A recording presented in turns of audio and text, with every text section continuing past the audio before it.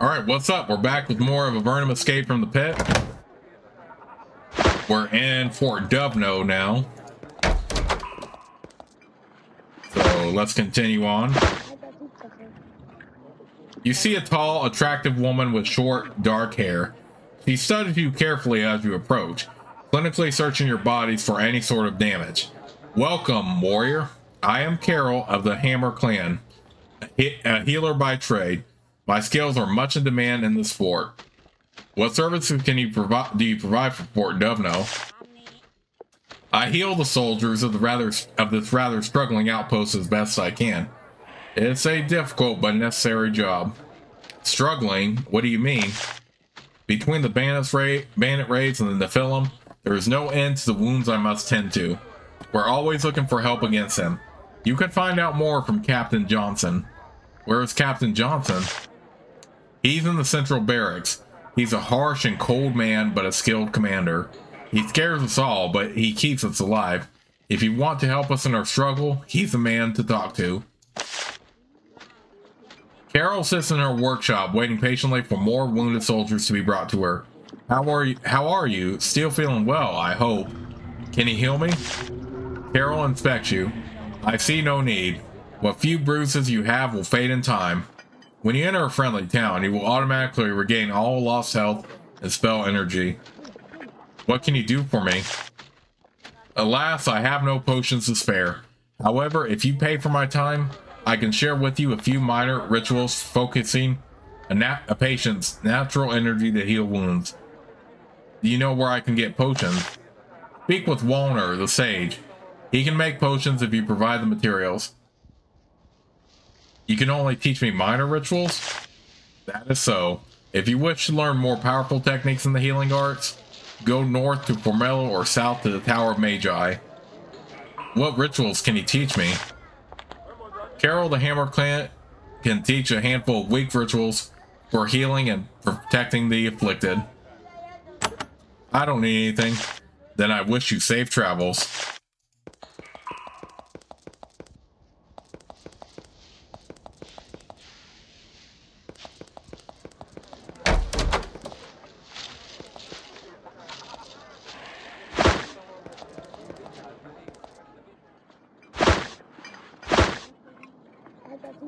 The man in front of you is huge, leather-clad, and grimy.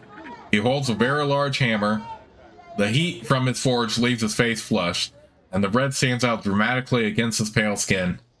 He looks over your weaponry. A warrior, I see. I'm Grimmet. I sell blades, best you can find in the Eastern Gallery. The best weapons in the Eastern Gallery, you say? Aye. You'll have to go on a long march to find better. And if I wanted better, where would I head? Down south to the Great Cave, and west. Darman is where the best deals work. I'm not ashamed to admit it. All know it.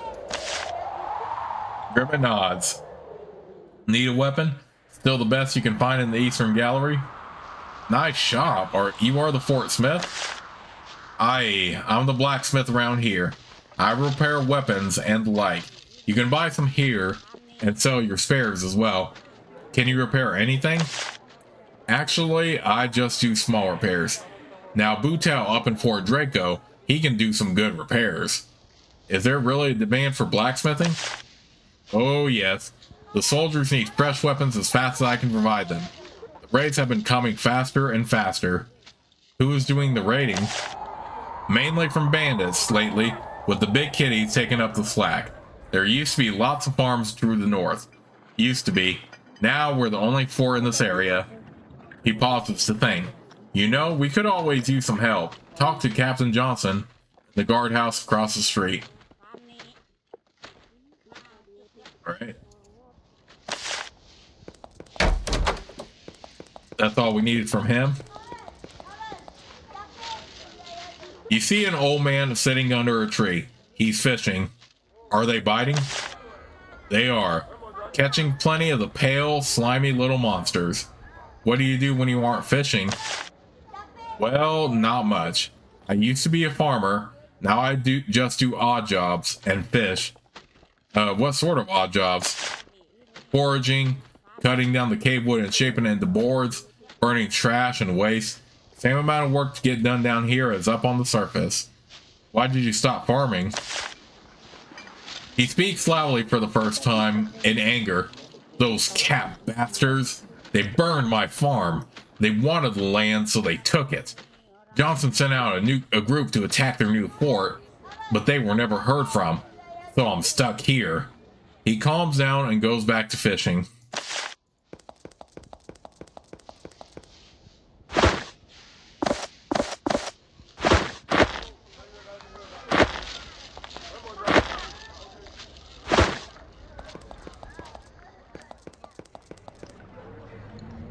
Yes, says the lizard.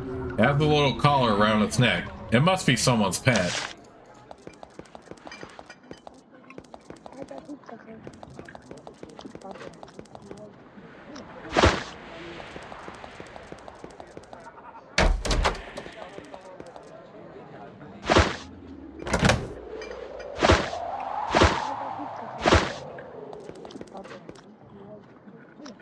The man behind the counter is short and heavy-set. He wears mage's robes, not crisp and clean, but ratty, as if he'd been traveling recently. The air in here has a thick medicinal scent. There is some alchemical equipment sitting on the counter. The man sees that, you notice it. Difficult to find supplies down here, but I manage. I am Walner the Sage. Welcome to my shop. You look like you do a lot of traveling. He nods. I try to be a sage, but I've been seeing a lot of action lately. He looks down at his robes apologetically. I also need to find my own supplies. Sounds exciting. What sort of action were you in? Captain Johnson enlisted me to help out against the foe.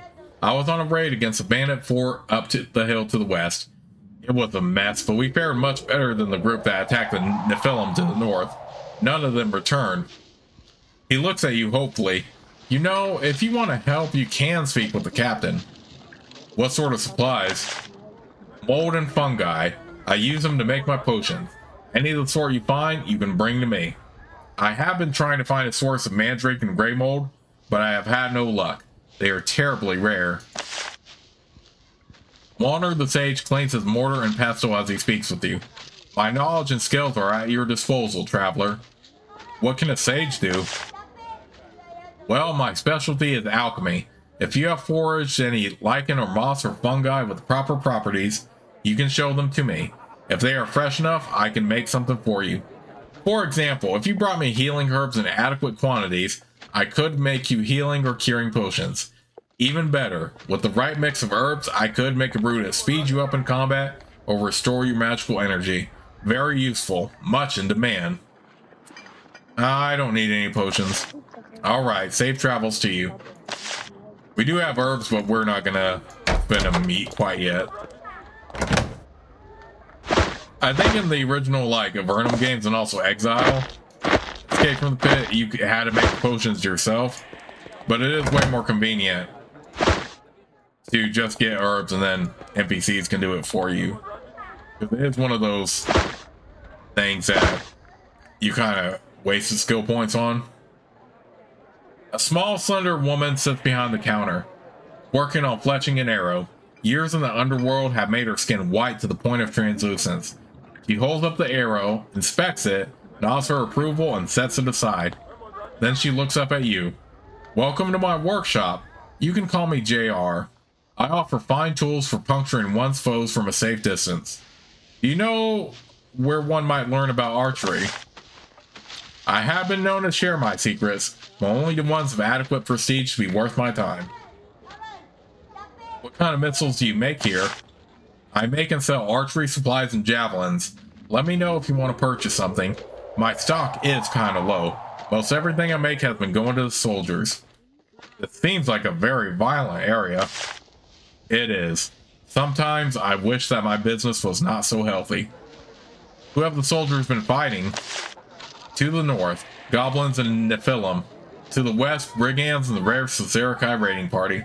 The Empire has sent us all to a violent and dangerous land. JR sits behind the counter and watches you patiently.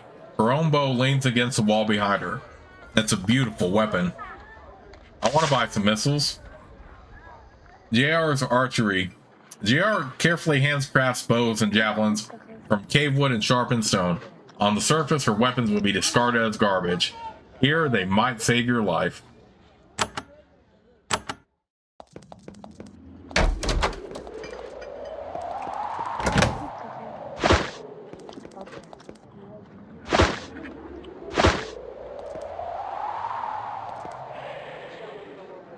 A tall, peculiar-looking man dressed in leather sits behind by the counter.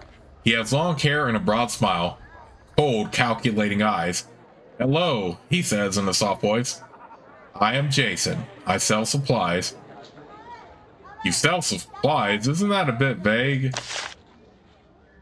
"Well, I used to sell farming supplies when there were farms. Then I diversified." "Diversified into what?" "Into supplies of a more esoteric nature." "When there were farms, what do you mean by that?" "There are a lot of brigands in these parts. Not good, respectable thieves. Savages. They've been attacking the farms.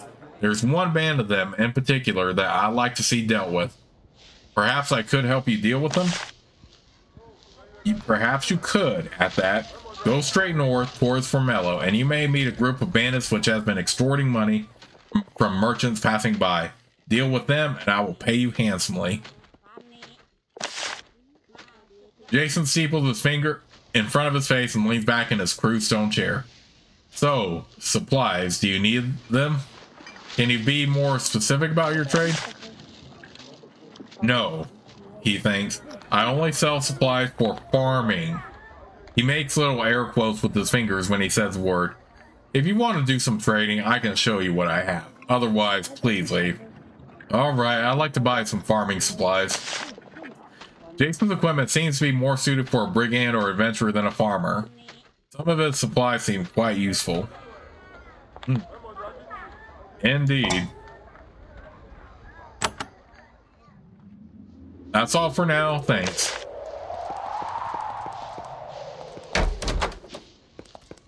Let's explore out here real quick.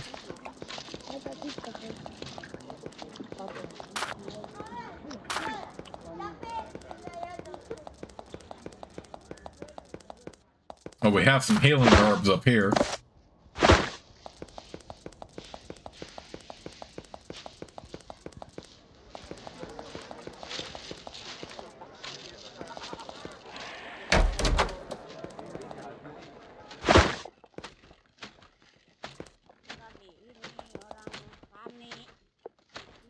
The Senate is clearly much frequented by merchants and warriors, the ones who pilot caravans north and south.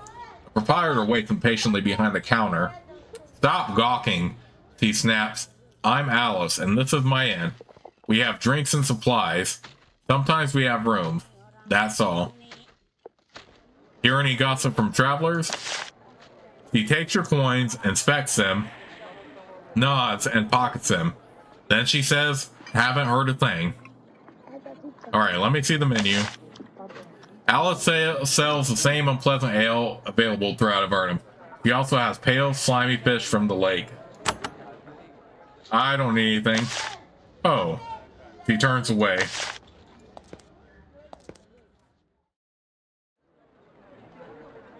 You see a small, worried man in long robes. They show the wear and lichen stains that come from heavy travel. A holy symbol hangs prominently from his neck. He invites you to sit with him. "I am Caius, a speaker of holy chants.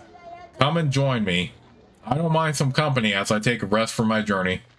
May I ask why you are traveling?" "I bring word to the flock. I once did so in Formello, but now I am moving to safer ground." "Why did you leave Formello?" "I was assistant priest there, but the raids got too much for me. I worked for Mother Claudette, a good, fine woman. Plus she had the ear of the mayor. If you're ever there, mention my name to her. She'll help you get settled. As for me, I'm off." "What can you tell us about Formello?" "It's a city to the north. They've had trouble, so not as bad as down here. The worst thing that's happened so far is that some Nephilim spies stole the mayor's necklace." He laughed. "Sounds trivial, I know, but it's supposed to have powerful magic. Still, the attacks were starting to increase. I'm glad that I left. Where are you going? I'm going to the Great Cave, where things are calmer. He looks worried for a moment, or so I hear. The Great Cave? What is that? You really don't know much about Avernum, do you? It's far to the south and then west. The largest cavern in Avernum. It contains a number of cities and forts, and the castle, the capital of Avernum. You should try to see it if you ever get the chance. Despite his determination to flee south, Caius is still here and still drinking. For now, his confidence in his faith has fled him. Tell me about your holy symbol? He holds it up. You see that it is a tiny die forged of silver. I am one of the speakers of holy chants, and yet I am no missionary. Can you tell me what you worship? Nothing and everything. Everything is vast, and only those who strive and risk all can prevail. He looks embarrassed. As I said, I am no missionary. You can learn more of our path in one of our temples. There is one in Formello. I would like to learn more holy rituals. Then travel north to Formello. If you would expand your magical knowledge, there is much to be learned there. You meet a farmer named Jake. He spends his leisure time here in the inn, playing chess against all comers and making friendly wagers on the outcome. A few minutes of observation reveals that he is a fearsome opponent. Not wanting to lose any money, you quietly move on.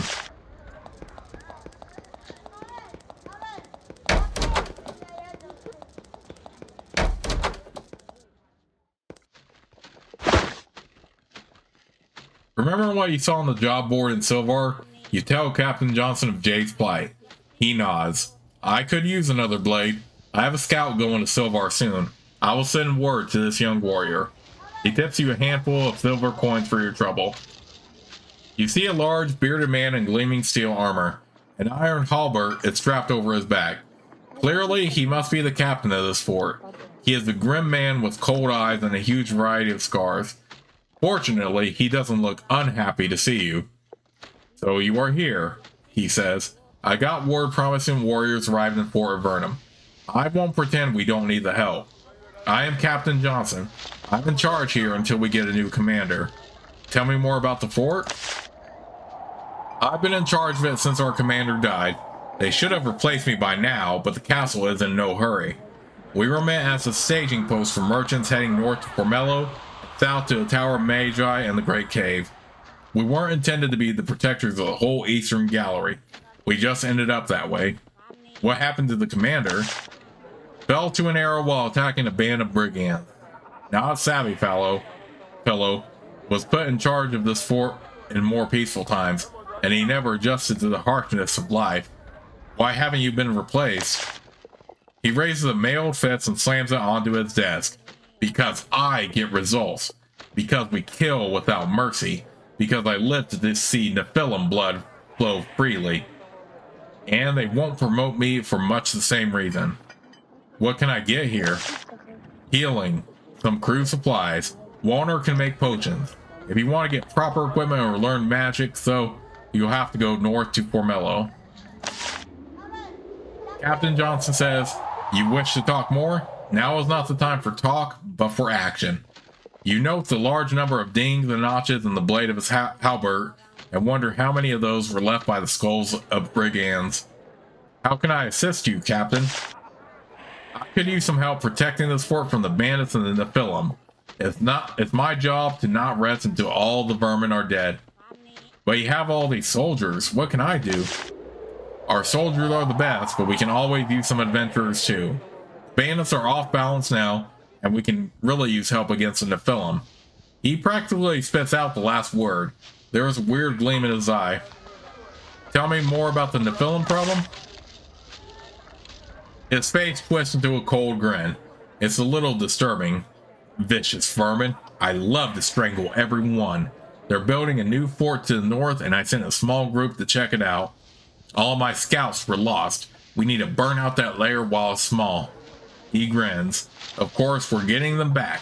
We got one of them in the cells, dying slow.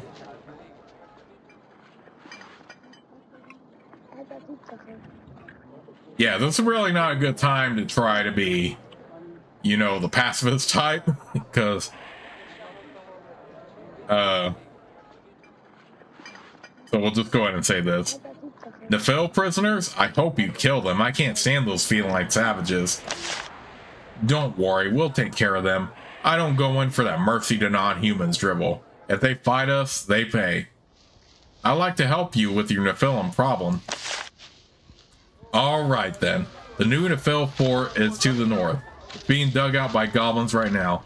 If you can kill their commander, come back here and talk to me and I will reward you well. What can you tell me about the bandits?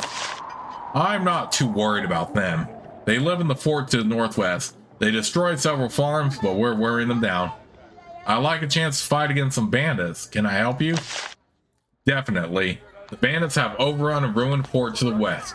They're led by a powerful mage. If that mage were gone, we'd have a much easier time dealing with them. Kill the magician and you will be well rewarded. But yeah, I feel that the response I gave to the commander, or the captain there, was the better response anyway. Because he seems pretty intense. So he might as well say what he wants to hear to keep him happy. Pretty much.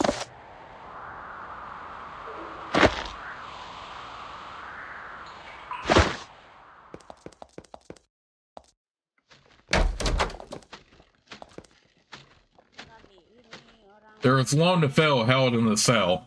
His fur is matted and greasy, and he is clearly starving. A long gash on his leg festers untended. You find the body of a human brigand. He apparently died of starvation, although the heavy flogging he received couldn't have helped him to stay alive. Life in Avernum is hard, and thieves and criminals who end up in Fort Duvno receive no mercy from the captain.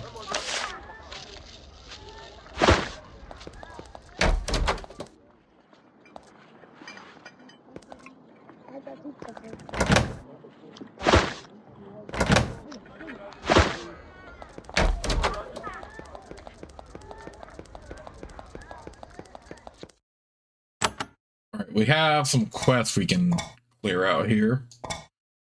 We're not going to get to picks and shovels right away or misplaced knowledge. I don't want to go looking for the hot springs quite yet, even though I remember where they are. But we can take care of the bat swarms and the bandits. A group of Avernum troops operating out of Fort Duvno approaches you. When they see that you aren't bandits, they warn you to be careful. There are bandits and craves in Nephilim in this area, the captain says, then they depart. And that's why you also invest in cave lore, so you can be able to search those little like stashes that I just got. We'll go ahead and equip that on her, because she can't wear armor, but she can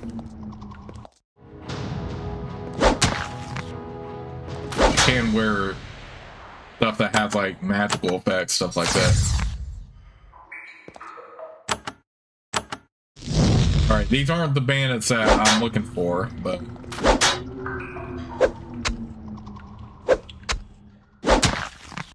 still kill these anyway for some XP.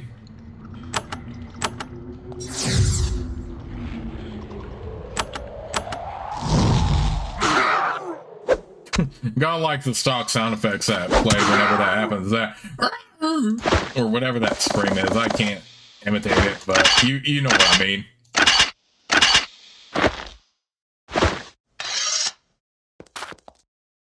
You encounter a band of roving brigands. They seem to have decided that you're an easy target. Their leader hails you. Hold on a moment there. These are our caves. If you want to pass, you must give us 50 gold. If you do not, rest assured that we will act in an immediate and violent way. And yes, these are the brigands we're looking for, so just go ahead and attack.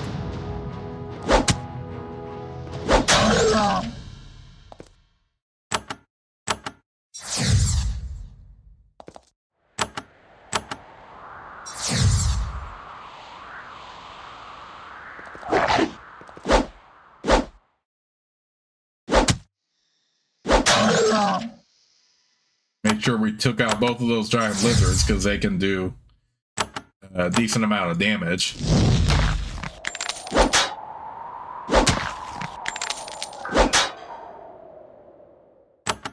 I think if you attack an NPC that gets dazed, they will no longer be dazed, but that's okay. You still want to use daze as much as you can because it is a pretty strong spell, even as a lower level spell.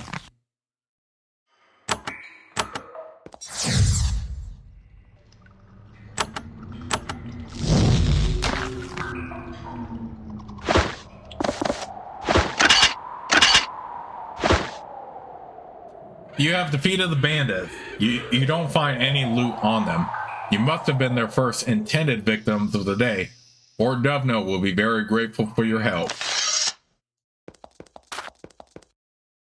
You find the remains of a campfire. A group of people, probably human, camped here recently. Looking to the east, you can see that the cave wall is heavily cracked. Perhaps someone could, with care, slip through one of those cracks. It might merit closer investigation.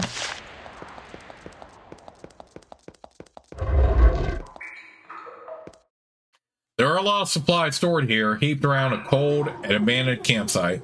There's some water and goods for barter, and some nice javelins as well. You could easily search through the sacks and take everything useful. Oh, nice. So we got more javelins at our disposal.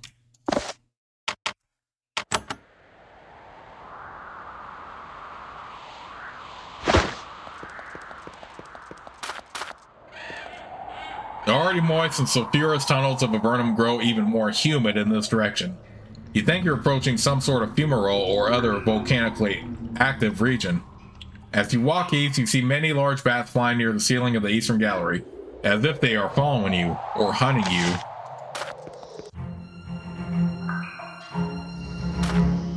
You are at the mouth of a high-ceilinged cavern, filled with the reek of guano and the loud squeaking of a multitude of bats. The goblin body at the entrance provides fair warning. The bats here aren't the warm, cute, cuddly bats you are used to.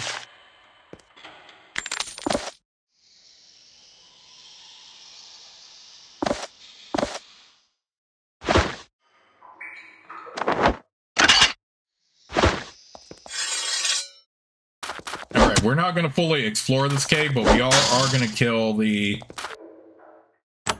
bats for the bounty that we got from the job board in Silvar. Dang it, I did not mean to do that at all.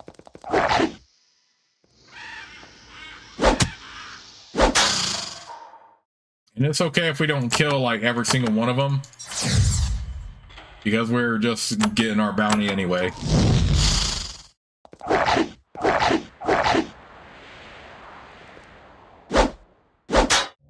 Fortunately, the bats are not overwhelming with damage at all.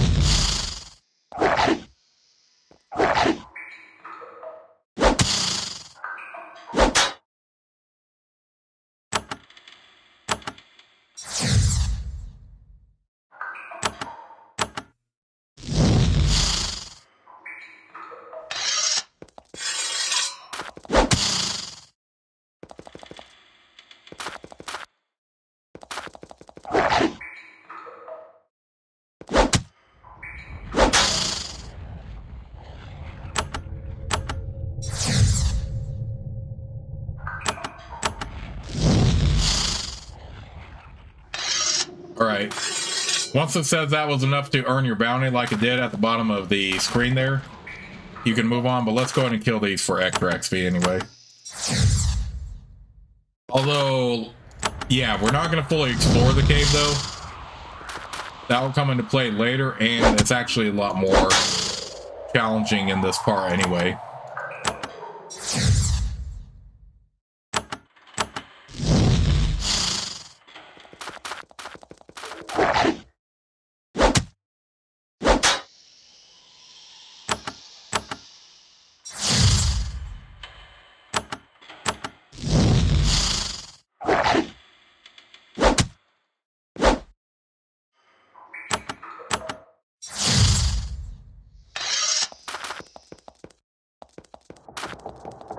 But I think I did see some coins over here somewhere. Yeah. Take those coins.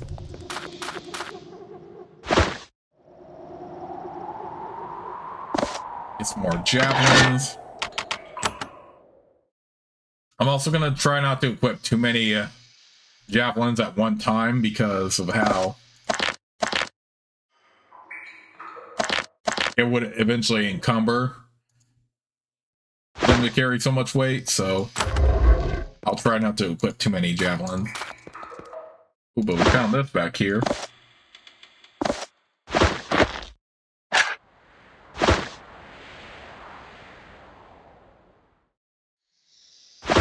One can do wards again. Oh yeah. Wards are also very handy along with cloaks, so have to be sure to make use of that. But we took care of the bat swarm and we also took care of the bandits, so let's head back real quick. Oh, dang it. Like I said though, you're going to be in combat frequently, so just be prepared for that.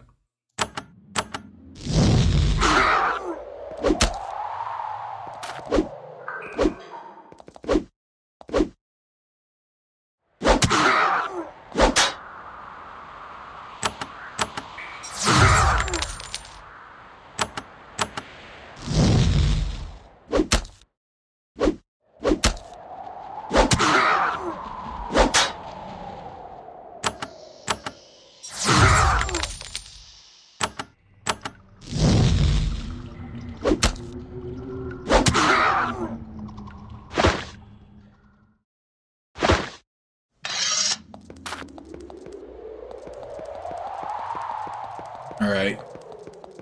This one is also a special encounter right here, but we're not going to head to that point yet because of how we will need a certain item first, but I will also show that when I get that particular item. This is why it's important to also get cave lore, because even though it's not something you need to really like train excessively in, it does help to have a few points into it anyway, so you can avoid these random combat encounters outside on occasion. Alright, we're gonna head back here.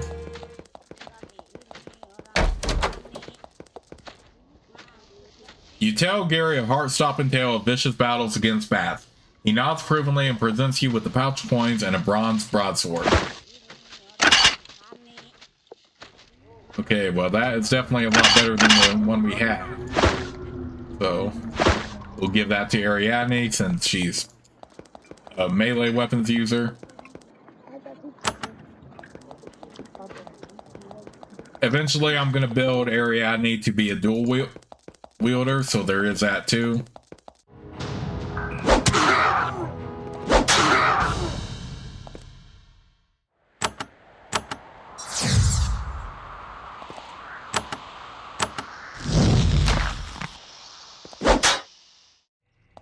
But yeah, this is why you want to at least invest a few points in the cave lore amongst your party. So these random encounters outside aren't as frequent.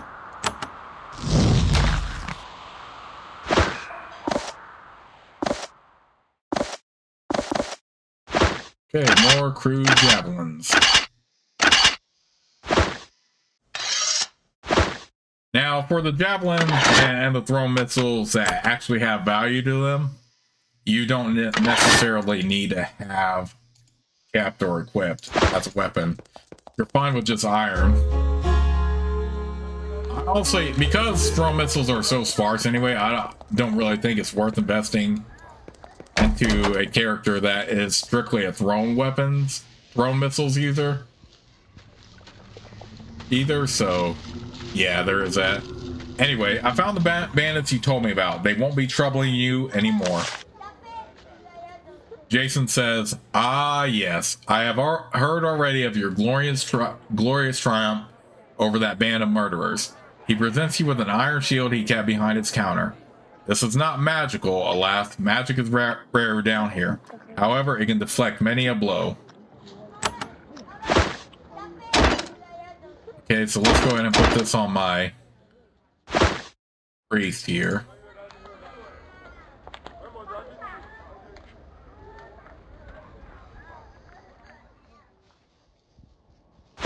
Because like I said earlier, priests can wear armor, but mages cannot.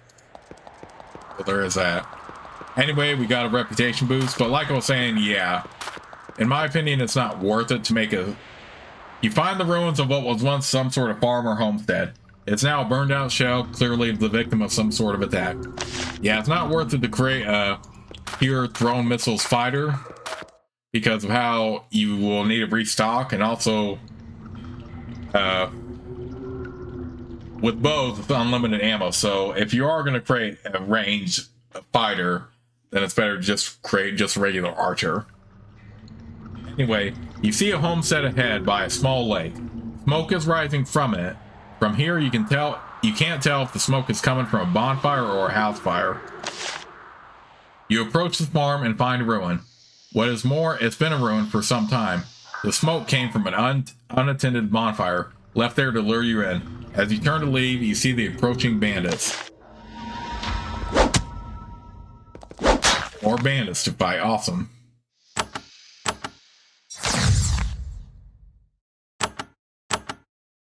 Make use of days, of course.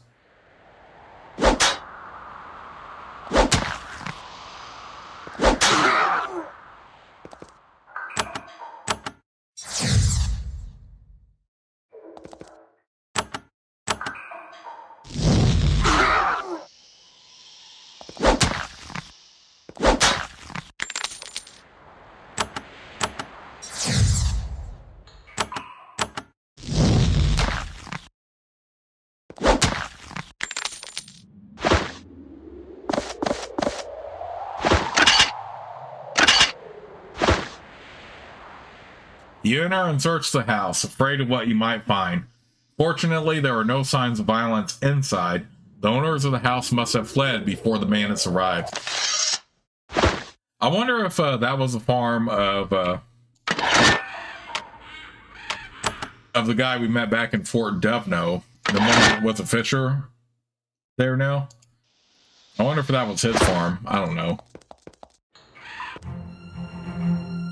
All right, but here we are at the Goblin Caves, which is required for the Nephilim problem. So here we are about to take care of that.